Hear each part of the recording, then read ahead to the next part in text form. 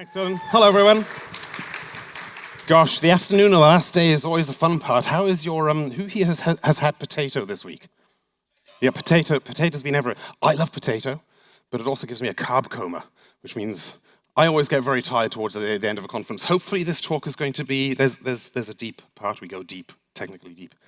But hopefully there's going to be enough light matter to keep us awake. So let's get into fine-grained access control. I'm going to take you through like an introduction of where we've come with access control, why we do what we do, and where it's useful. We're going to go, like I mentioned, a little bit technically deep into how relationship-based access control works, and some other bonus bits. And then we'll have a bit of a demo at the end to see how that works. What I'd like for you to get out of this by the end of the session is the understanding of why you would use it, why you would not use it, and to be able to make decisions in the future about how to control access to your systems and your applications in the best way possible without having like a huge blowout of CPU resources for the really complex stuff, but still having that flexibility if you need it. I do encourage questions at any time. Stick your hand up. I might not be able to see you with the bright lights on my face, but hopefully there'll be time for questions at the end as well. So let's start with Access Control 101. Who is familiar with role-based access control? Let's start there. It's like 70% of you. That's cool. So I'll go through this very quickly because it's quite simple. Essentially, you have a role. So we've got a dog here. This is my dog, Shadow. Shadow likes bones, as most dogs do. But unfortunately, Shadow cannot access the bone because there are these rules in the middle that define whether or not Shadow has access to the bone. So we have entities, we have rules, and then we have the resources that these entities want to get access to in some way, have some kind of permission over. So roles can be defined in a number of ways, but you might think of them like a hat that you wear. There's an expression, I'm wearing my manager hat today. So maybe you're a manager, maybe you're an admin, maybe you're an employee, maybe you're a guest. You can have different roles. You can also have multiple roles. So while I think the Shadow is probably a very good employee, he's probably not a good admin or a good manager. He could have multiple roles. But in this case, Shadow is just going to be an employee. And then we can define some rules. We can say if the person or the entity trying to access this resource is of role type admin, manager, or employee, then we'll open the door and Shadow's very happy. He's got access to the bone. Anybody here familiar with attribute-based access control? Fewer, about 20%. That's cool. So you can think of role-based access control as attribute-based access control because essentially role is an attribute that you can assign to an entity. But with attribute-based access control, you can layer multiple attributes on top of the first one. So attributes might be, and this is Min, this is Shadow's best friends. These dogs really exist. Who here is a dog person? Not enough of you. Okay, we'll see how you feel by the end of this. So this is Min. Min wants access to the bone as well. Min, however, she's a small white Siberian husky. She's very, very excitable. So do you think she'd be a good service dog? No, definitely not. She can be a good boy. She's definitely loyal, like she'll stick by your side. She's not fierce in any way whatsoever. She will try and bite you, but it will not hurt. It's all play. So we're going to assign to Min the attribute of loyal. Min is a loyal dog. And in this case, we can define one of the attributes as being loyal dogs and good boys get access to the bone. Now, some of you might be asking, why do service dogs not get access to the bone? Because service dogs deserve bones, right? Anybody here think the service dogs should get the bone as well? Technically, at this point, they're not really a dog. They're a working entity. They're a working animal. They're a service animal. Therefore, they don't get access to the bone. But I can guarantee that when that jacket comes off and they're no longer a service dog, they are definitely a good boy and they are definitely loyal. So they will get the bone after they finish working. So don't worry. I've thought about the service dogs. Now, who here, regardless of whether you like dogs, has a dog? Who here has a dog and lets it sleep in their room at night?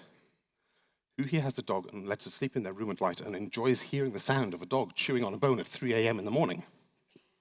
Exactly. So let's add another layer of rules in here. We're going to add an extra attribute, and that's based on time. So we're going to say if it's before 9 a.m. or after 9 p.m., you can't get access to the bone. And unfortunately for Min, it's currently 3 a.m., therefore she doesn't get access to the bone. Sad face. She also has really evil side eye. Like if you don't give her the bone, she's like, I'm judging you. So I have to be very careful when I take the bone away from her. Anyway, attributes, there are multiple different kinds of attributes that you can apply to this. It could be based on your physical location in the world. It could be based on your location in a network. Are you at the office, connected directly to the office? Are you connecting via a VPN? Are you at home? Those kind of things. You can even base it on weather, if you like. If you've ever wanted to stop somebody accessing a document because the weather's bad, not sure I would. Although, actually, sidetrack, I tend to go off on tangents. I went for a little scooter around town yesterday on one of those Bolt electric scooters. I love them, they're so much fun. So I went all the way to the palace, and then while I was in the palace, I came out and it was snowing. I'm like, I want to go to the KGB museum. So I go back to the scooter, I scan it, and it says, due to bad weather, the e-scooters are no longer active. Please try a Bolt car instead. I'm like, no, I'll walk. But I love the fact that weather was something that they used to control access to the system. So you can use that as an attribute. It doesn't have to be an attribute about the entity or the resource, but an attribute about life, about the world around you. So let's bring us all up together and have a look at relationship-based access control. Who here is familiar with the term relationship-based access control? About 2%. Hopefully you'll learn something. If not, welcome anyway. But also, that means the audience here is the right one for this talk, because that's basically what we're here for, is to work out what that is, why we use it, and how it's different to the other two. We might have used role-based and access-based before, but the paradigm of relationship-based access control is actually quite different, so we're going to dive into that. So, basically, we have, this is Wilbur. Has anybody met Wilbur this week? Wilbur's been walking around the corridors of the conference. He is a service dog, and he is also a very good boy when that jacket comes off. Love Wilbur. So this is Wilbur, looks exactly like him, right? It isn't, in fact, a cat, even though Dali believes this is a dog. It looks like Wilbur. Just pretend, it's okay. So Wilbur has an owner. This is not supposed to be Michelle, by the way, although she's a little bit of a mad scientist. So the mad scientist is the owner of the dog. The mad scientist also has a friend who's a farmer. The farmer has a whole lot of sheep, and I think you can probably see where this is going. I apologize to the vegetarians in the room.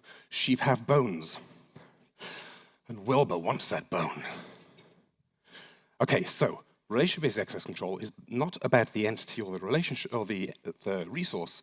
It's about the connection between them. It's about all those arrows. So it's got nothing to do with Wilbur, it's got nothing to do with a bone, it's got to do whether certain arrows exist. And we can follow the path through here and define, I'll just make that a little bit bigger for you, define a rule set or a policy about whether or not a certain action can be taken on a resource. Now when it comes to relationship-based access control, we don't really talk about entities and resources anymore. Everything is an entity. Then you have relationships between those entities. So in this case, can a bone be eaten? Before we were saying, what does the dog have? Is the dog an admin? Is the dog a loyal dog? Now we're looking at the entity that we want to access. Can the bone be eaten? So looking at almost like verbs on the entity that you want to perform an action on. And in this case, it can be eaten if the entity that wants to do the eating is the animal's owner, or if it's the animal's owner's friends, or if it's the animal's owner's friend's pet. I highly advise not including animal by itself. I don't think sheep should be eating their own bones. Also, in doing research after the fact, please don't feed dogs sheep bones. I worked out and learned that it's supposed to be cattle, beef, because sheep bones are too small and can actually get stuck and it's not good. So don't actually feed them sheep bones. It's illustrative purposes only. Maybe one day I'll get around to changing the sheep for cows. But anyway, I digress, as usual. So in this case, we can see, if we look at the green lines there, because Wilbur has an owner, and because the owner is friends with a farmer, and because the farmer owns the sheep to whom this bone belongs, that third line there becomes green because it's true. The path exists. The relationships are valid. So one of those is green because that's the one that passes the test. Therefore, the door opens and Wilbur gets the bone. If the owner, the mad scientist, and the farmer have a fight and they break friends, nothing changed about Wilbur, nothing changed about the bone, but the relationship chain broke. So now that friend part is false, or rather the relationship doesn't exist. Therefore, the whole thing falls apart, door slams shut, Wilbur gets no bone. Does that make sense? So we don't really have entities and resources, we just have entities. It's not about those entities themselves, it's how they relate to each other, and whether or not a path can be found. This becomes quite complicated because in this path here, you could, for example, have to iterate through every sheep. Does this bone belong to this sheep or this sheep or this sheep? So depending on which direction you're coming from to test the paths, it can become quite a complicated problem to solve whether or not permission can be granted. In some cases, you might have hundreds of different paths. It's kind of like a graph network. So there's a lot of extra processing required to do this, which is why oftentimes you'll find that a ReBAC system is a standalone system that you interrogate from your application. In fact, it's based on the Google Zanzibar project. Anybody heard of the Google Zanzibar project? It was basically the research that Google did in order to work out how to do access control for Google Drive and all of their other systems. Like the document sits in that directory, and that directory belongs to this organization, and this person is in that team, which is in that organization, therefore they can read the document. So they did a lot of problem solving in this space. But it is very complicated. It's very CPU intensive. So that's one of the reasons why you might choose not to use relationship-based access control, because there's a lot of overhead. But as you can see, it also gives you a lot of flexibility. So if that's what you need, it's definitely worth looking into. And in a lot of cases, you'll probably find that you'll want to pick a couple of different ones. Role-based access control is a great first stop, should they even be in the system. Logged in, logged out is a form of role-based access control. Logged in, logged out being two different roles. But then when it gets to some more complex stuff where you need that flexibility of working with those different entities across different systems, relationship-based access control can give you all that flexibility. So let's have a look at how ReBAC works under the hood. This is the deeply technical part. But before I go into how ReBAC works, has anybody here heard of the entity attribute value model? 0.5%. Excellent. So basically, has anybody here, okay, who develops applications of any sort that connects to a database of any sort? Okay, cool. So when you define your database schema, you have a whole lot of entities. Imagine you're writing a blog system, for example. You might have a post, you might have a comment, you might have a user. Imagine if you had a very simple blog system that just had a list of posts and a list of users. And then one day somebody comes along and says, I want you to add a comment system. So I'm like, okay, cool. I'll change the schema and I'll add a comment table in. Probably not such a big deal, but imagine you've got a system with hundreds of different entities and somebody says, we need to add one more. Now you've got to change the schema of a database that's quite massive. It means you're going to have locking issues. You're going to have to lock the database while you make schema changes. And that becomes really intensely computationally intensive. Intensely intensive. Good English. So the EAV model is designed to solve that problem by allowing you to define entities in your database. And it works a little bit like this. Instead of having a user table and an article table, you have an entity table. This defines all the entities in your system. And you'll see this in content management systems, customer relationship management systems, anything where the end user can actually define the extra entities in the system. So we've got a user and article entity, and then we have a whole lot of attributes and values. Now typically this will be split into two extra tables, an attribute table and a value table, and then the value table per type, like you'll have a value of integer, or a table of integer values, a table of string values for indexing, but for simplicity and demonstration purposes, I've just mashed them all into one. But you can see here that each attribute has a value and is linked to an entity ID. So the first two lines and the last two lines both have entity ID 1, which if we look over here means they represent a user of some sort. That's all we know at the moment. So we have a user, the middle two are entity ID 2, so they represent an article. Now we can see that the first two and the last two have a different instance ID. So user number 1, represented by the first two rows, and then user number 2, represented by the last two rows. So the instance ID then gives you different instances of an entity without having to create new tables. And we can see that the first one represents a user called Robin with a password, because Robin loves security. And then we have a username Morgan with a password that is the first part of a JSON Web Token. I don't know why. And then in the middle we can see we've got an article with a title and content. So we're defining entities dynamically, but even those entities have a dynamic set of what you would normally in a table have of columns because they're defined in the attribute name, and then you've got the value in there. So now what we can do is create a really nice block of join union type SQL and say, select all the entities, the attributes, and the values from entities, join it on the attributes where the entity IDs match, where instance ID is 1 and entity name is article. So basically, pull out everything you know about article number 1. That's then going to select all of this, bring back a table that has information about one entity.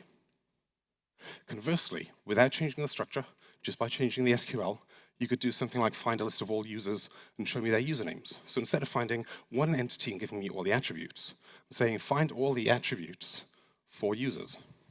And then you get a list of all your users in the system. So you can still query it like you would a more complicated multi-table database, but it gives you the flexibility of changing what you're storing dynamically without having to redeploy the database schema, without having to push that out into production. It's just all defined in the database itself. So now we come to the example where I said, what if you wanted to add a comment system? You just add another row to entities, saying, okay, now we have another entity, comments. And in order to add a comment, if we wanted to add a comment to article 1, we would say, okay, let's enter 4 new rows into the attributes table. They are all for entity ID number 3. So these all represent a comment or multiple comments. We don't know yet. Instance ID is all 1. Okay, they're all the same comment. They're comment number 1. Comment number 1 is associated with article ID 1. So we've got that link there now, so we know which page to show it on. And we've got an author, a comment, and the date timestamp of when it was posted. I didn't have to do a schema change, but now my application supports comments. That was a sneaky takeaway, extra bonus bit of information for you, because I mentioned that in order to make it easier to understand what we're doing when we're defining relationships. So instead of defining data and values, attributes and values of entities, we're defining entities and their relationships to each other. So it's slightly different but similar. So let's have a look at how the ReBAC model gets stored. Again, we have an entities table. But in this case, rather than saying, okay, we've got an entity of type user and one of article, basically listing out all the entities that we know, we don't really care about their content. We only care about how they relate to each other. So we have 3 entities. We've got Robin, Acme Co, and ReBAC for the win, and they are entity types user, organization, and article. So that's all we need to know about entities in order to be able to start implying relationships between them. Then we have a relationship table, where we define the relationship between them. And you'll see here, as I mentioned, everything is an entity. There are no resources. We've got a subject entity ID and an object entity ID. So the subject is the entity that wants to perform an action on the object entity ID. So if we stick the first row in, we can see subject entity ID 1 is Robin, the user, is related to object entity ID 3, which is the article. The relationship type is owner. Now, this is just a label. It's just to help us see what's going on, but it also gives us the ability to do some slightly clever aliasing and bundling, which we'll see in a second, of permissions. So Robin is the owner of article. And you can see that number 2 is Acme Co, the organization. So Robin is a member of the organization. And now we add Morgan, the user. And we say, okay, Morgan is also a member of the organization. And now what we're going to do is we're going to use that 5th column over there, the entity relation, and this is where the bundling bit comes in. So we're going to define here that entity 2, the organization, has a relationship with the article. The relationship is viewer. But that doesn't make sense. Build stuff can't read my blog post. Organizers of build stuff, attendees of build stuff, people who are related to build stuff in some way, humans, can read blog posts. So that's why we have this entity relation there, and we're basically doing an alias here where we're saying, if you are a member of the subject entity ID, then you are included in this. So basically what this is doing is saying, find any other relationships that are of type member, where subject entity ID and object entity ID of the member match. So you can see here we've got the 2s. They match. So basically what this is saying, that last row, is members of Acme Co can have a relationship with the article. And again, viewer is just a label. There's no permission yet. So now we come to the permissions, and we'll say, okay, the first one, relationship ID 1. That's where Robin is the owner of the article. We're going to give Robin permission read. We're also going to give Robin permission write. So these permissions are associated with the relationships, not with the entities themselves. And we're also going to say relationship ID 4, this grouping one down here that says members of the organization have a relationship with the article, we're going to give them read. So any members of the organization can now read this article, and that's how this is defined. So you can see using these three tables, and again, different implementations are different in how they do it under the hood, but this is a representation of how relationship-based access control works. It allows you to scale the way that a relationship and access control works without having to change the schema. That's by and large what's going on under the hood. So now we can do things like who has read access to the article. So the first thing we're going to do is we're going to find all the read permissions. So we've got permission ID 1 and 3. They relate to relationship ID 1 and 4, so I've highlighted those at the bottom as well. So relationship ID 1 and 4 have some kind of read access. Now we're going to look at the article number 3. So let's find object entity ID 3. So basically we want to extrapolate this out. Now at this point here, say for example, this line was talking about a different article, entity ID number 4 maybe, or 5 after Morgan, then this line would be excluded because those two don't match up. But because both of these rows have a relationship ID that matches read, and they have an object entity ID of what we're trying to perform the action on, we can have a look at those two. So the first one is relatively easy, subject entity ID 1, so we know that Robin has access to read the article. The second one's a little more complicated because we've got to break that out of the loop. So we see here that entity ID 2, the organization, has access, but we also see that it's members of that entity ID. So at this point here, we basically do a second query. We say now find all members where object entity ID is 2, because those are the people who are members of the organization. And we can see here that subject entity ID 1 has read access, but we know that already. That's Robin. So Robin has 2 paths to get to read. And then we've also got entity ID 4, which is Morgan, so now we know that Morgan also has 1 path that defines permission to read. Does that make sense? Okay. I'll give you a second to breathe, and me a second to drink. That's the deepest part of the technical stuff. We'll come out and we'll have a look at some use cases now. And then we will pray to the demo gods that the demo works. All right. Implementation details.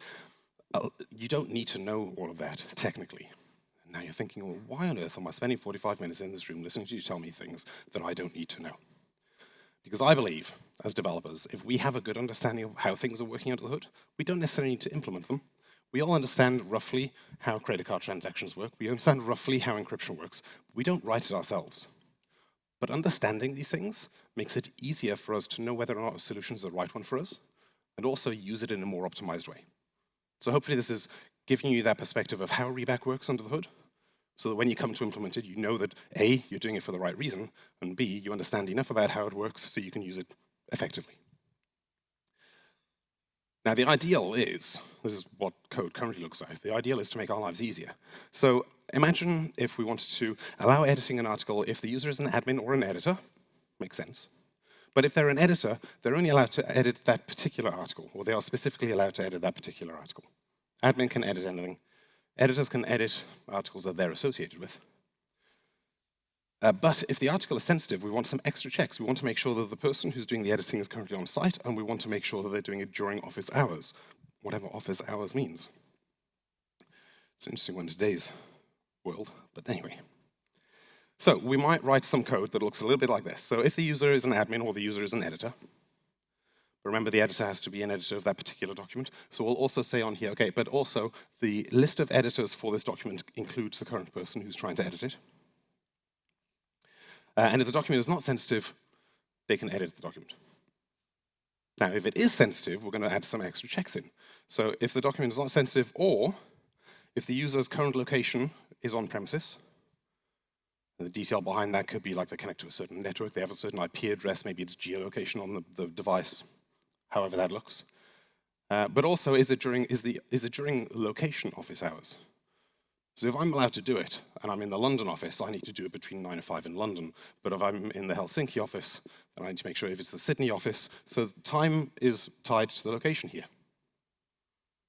Now, This is pretty straightforward if we step through it and work out what's going on, and we have the pretext of the requirements. But imagine coming back to this 3 months, 6 months later, and somebody says, oh, we need to change the rules for who can access the documents. Then you've got to parse this and you've got to understand it. And this isn't really business logic per se. This is more policy, access control logic.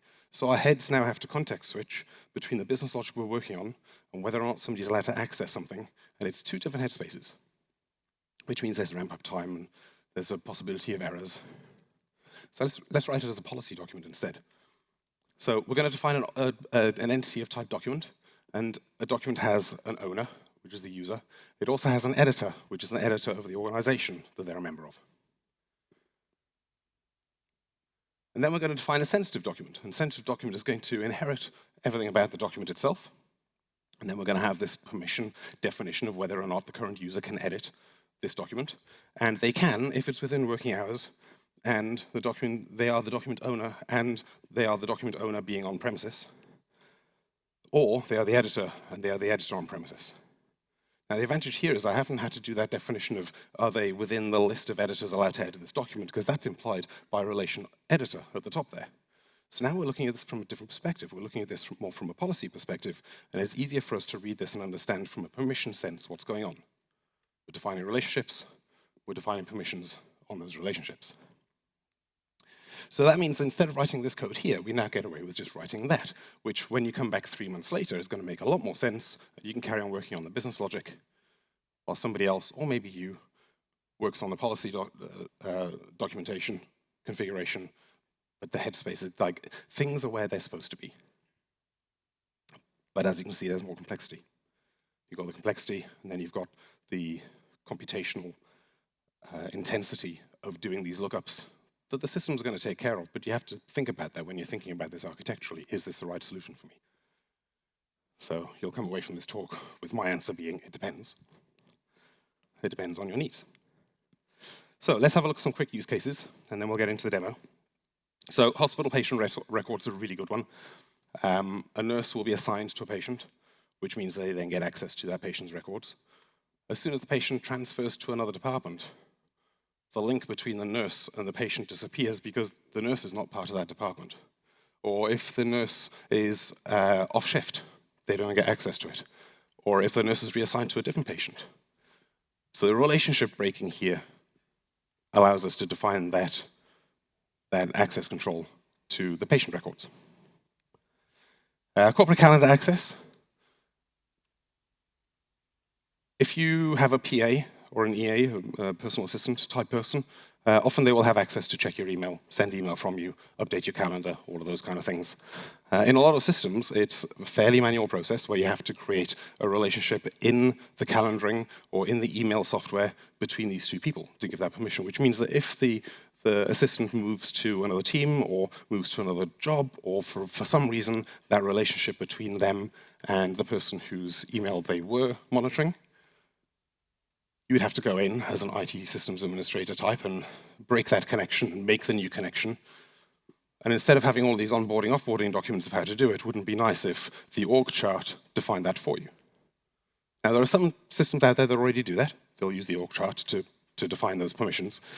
I don't know that they use ReBAC under the hood, because they've existed for quite a while, and it probably hasn't been re-implemented. But that's a good use case for ReBAC.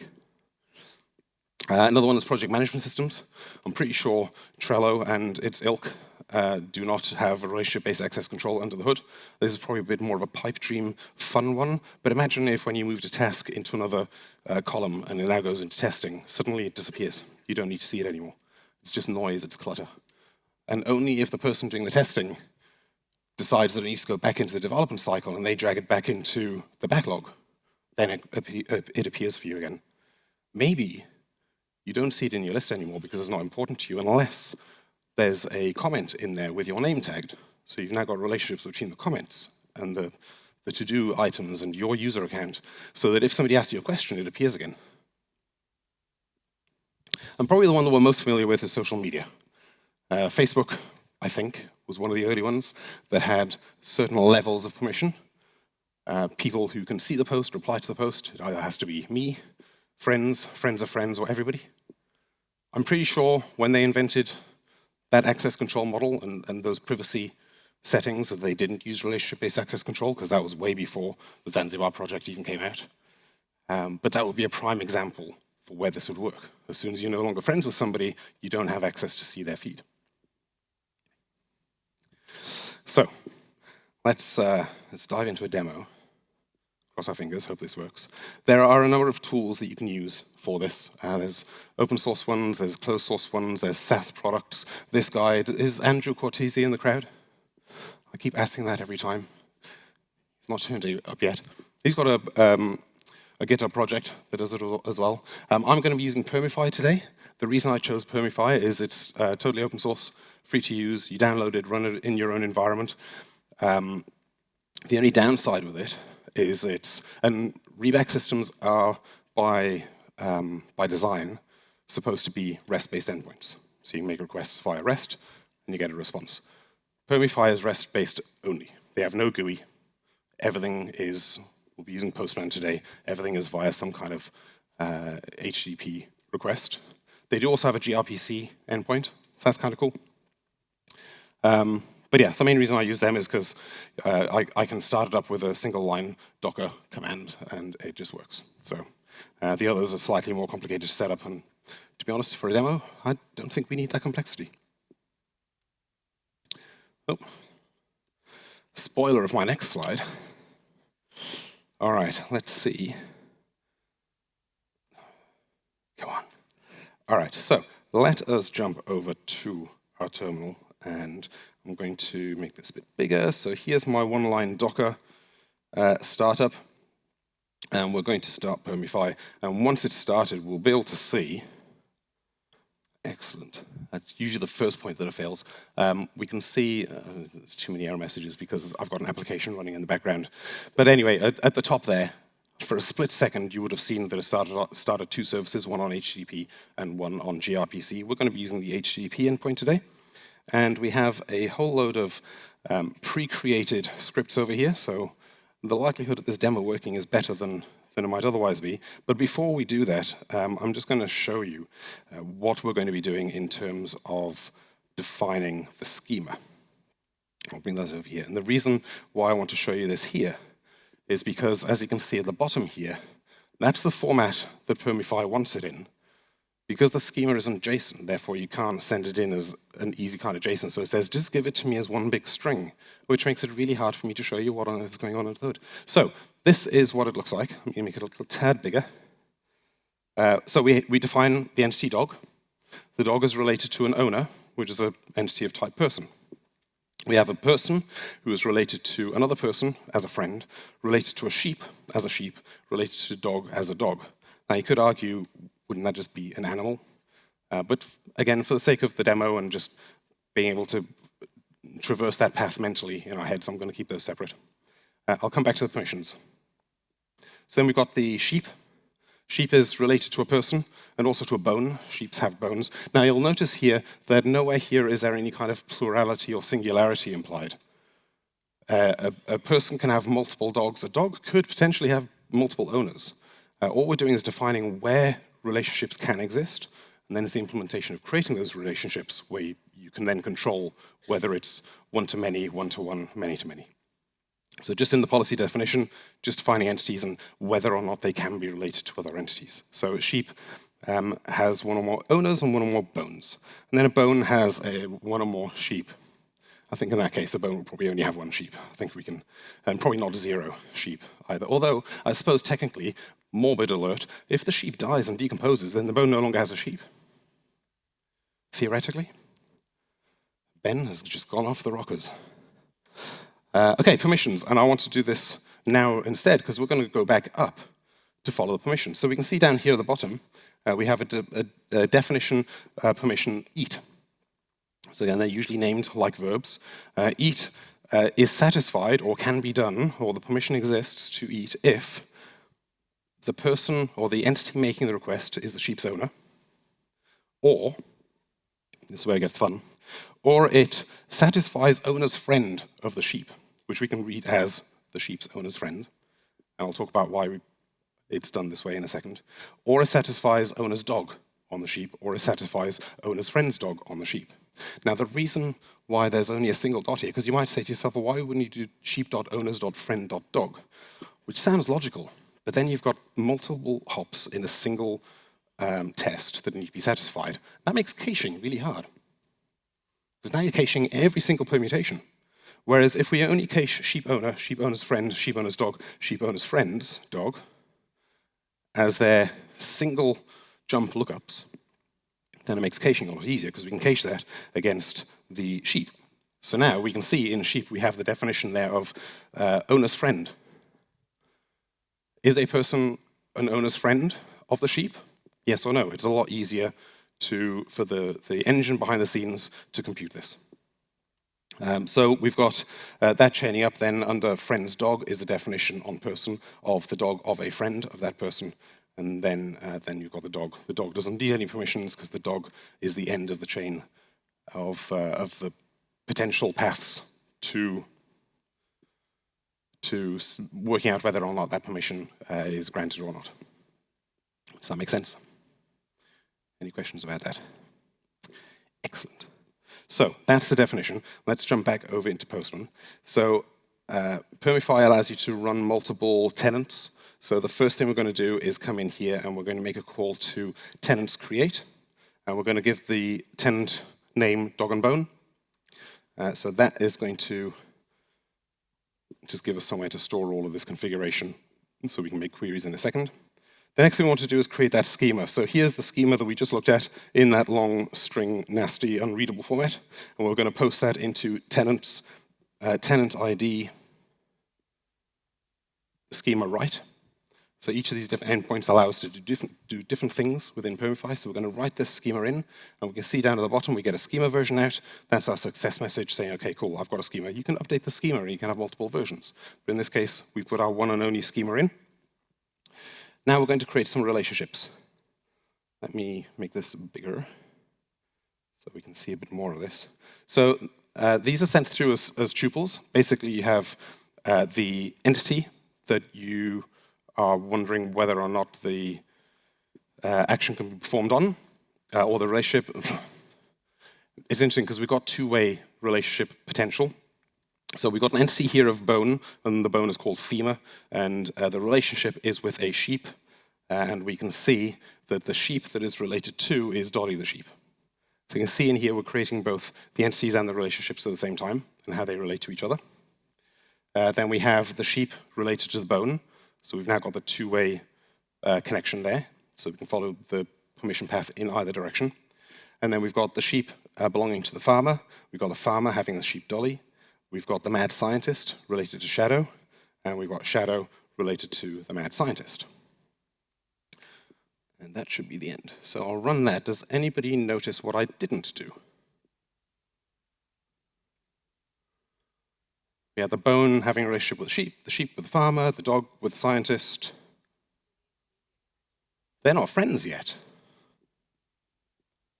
So we haven't defined a friendship, which means if we come down here, just for fun, here's how it looks when you read all of the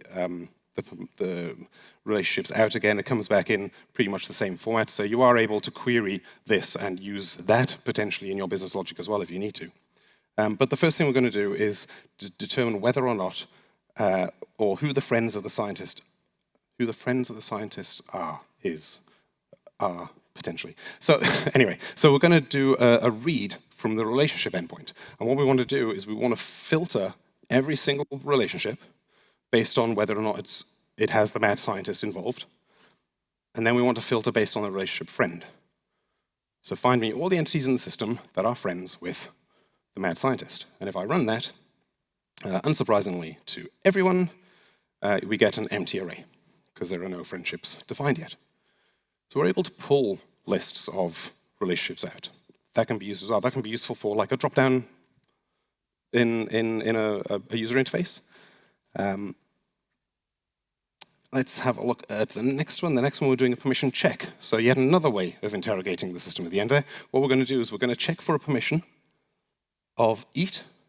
Bring this down. I'm going to check for a permission of eat on an entity type of bone. And the subject, the entity that wants to do the eating of the bone, is a dog called Shadow. And rather than returning a list of results, for this one, we basically get a binary. We get check result denied, or we would get check result approved, I think. We'll see that one in a second. Also, you can see here the check count. How many checks did it have to do to find that? So we had all of the different ways that we could traverse the graph. Our graph is quite simple, and yet it had to do 8 checks just to determine this. So we can see already the complexity. As this system grows, as the number of relationships and entities grows, that number is going to increase. We have to bear that complexity in mind when we're choosing whether or not to use this. And then finally, I've got a couple of calls down here. We're going to do some data write. And into this one, we're going to send a tuple. And this is pretty much like the create relationship that we had before. We're just adding that final relationship between the farmer and the mad scientist of friendship. I'm not going to run this one just yet. We also have break friends, in which we do data delete. This is interesting. When I was first doing it, I thought, well, I'll just post the same payload in, right? Delete that. No. This works a little bit like search. Basically, what you're doing is you're saying, look at all of the entities and relationships, filter them by this filter, and anything that comes out the other end, delete it. Which feels dangerous to me. So be careful with that one. But yeah, so what we're doing here is we're saying do a tuple filter, find mad scientist, find the relationship of friend between mad scientist and the farmer. And for every entry that matches this, which for us is precisely one result, delete it. The reason I'm not going to run that is because, to make the demo slightly more exciting, I emphasize slightly. We have an error. Excellent. That's probably because I restarted the service. So let me just refresh this. We're going to jump back into the code over here.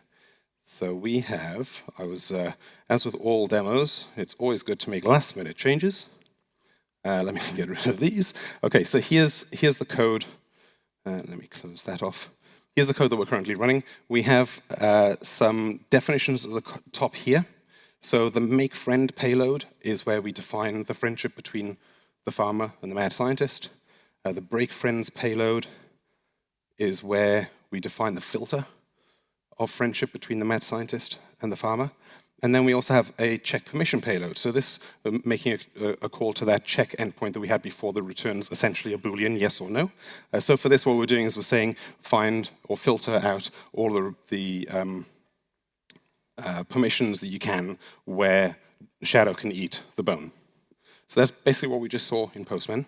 And just to prove that I'm not doing any hokey pokey under the hood and forcefully changing state just in case the demo doesn't work, we're basically, for make friends, making a call to data write with that payload, and that's it. Nothing else happening under there. And then we've got the break friends, which just posts to data delete, the break friends payload. And then finally, we've got this loop down here. We've got the check permission that posts check permission. Based on the result, if it comes back as check result allowed, then we set the door to open. Otherwise, it returns as false, therefore the door is closed. And then we have this loop down here that basically goes through every second and says, call check permission, which goes off and gets that Boolean, and then that's it, because the check permission is automatically going to change the state of the door. And then down here, we basically have 3 images, the dog, door in either open or closed position, and the bone. And there shouldn't be anything else. Excellent. So now that I've satisfied myself in persuading you that I'm not doing anything dodgy, I could click on the make friend or break friend button, but also what we can do is come back to Postman over here and make this smaller. How small can I make it and still use it? That'll probably do. And then if I come to, there we go, make friends. So if I send this into Permify now, then the polling mechanism is going to detect that, and access is granted. And if I come over and I run break friends, then as long as I'm not crazy, the door closes again. So we've basically created that relationship that has nothing to do with the bone and nothing to do with the dog. Kind of nothing to do with the door. But because of that relationship, the door opens or closes.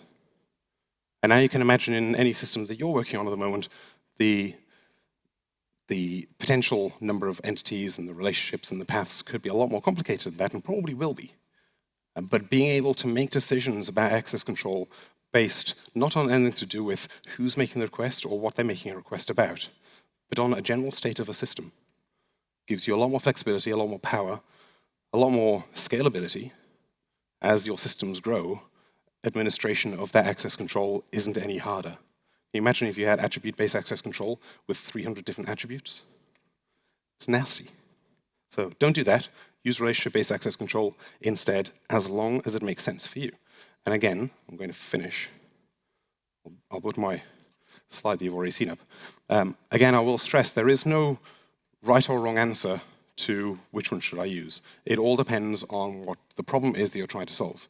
If you are creating something like Google Drive or Dropbox or anything with a huge amount of document storage and many users and teams, then it probably makes sense. There's a lot of overhead for that, but it's the right solution for that kind of a problem.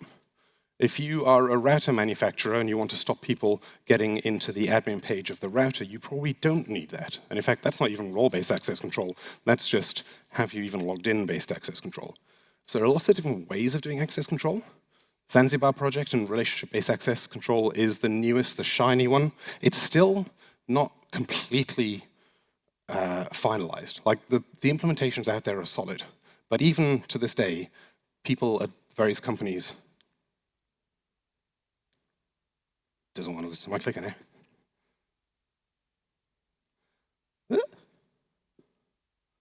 Oh, it's gone to the end. Excellent. That's the one I want to do. People at these companies are having conversations with each other about the best way to implement this, about ways of standardizing things like the policy configuration. I would like to see a future where there's even a decentralized model of this. So say, for example, Active Directory had a REST-based endpoint that allowed you to query its relationship-based access control. And then you had your own access control, relationship-based access control, of which one of the questions is, ask that access control system over there. And now you get a system where they can all interoperate. That doesn't exist yet, but I see that coming in the future. It's conversations they're currently having, but it's ready to use today. So check out any of these products, give it a try. Check out products that I haven't listed up here, that I haven't found out about. If there is something up here that I haven't mentioned, please come and tell me about it afterwards and your experiences. But I realize that I've now gone over time. So without any further ado, I'm going to thank you and hope you enjoy what is left of the rest of the conference and ask me questions in the hallway track after I get booted off stage. Thanks for your time.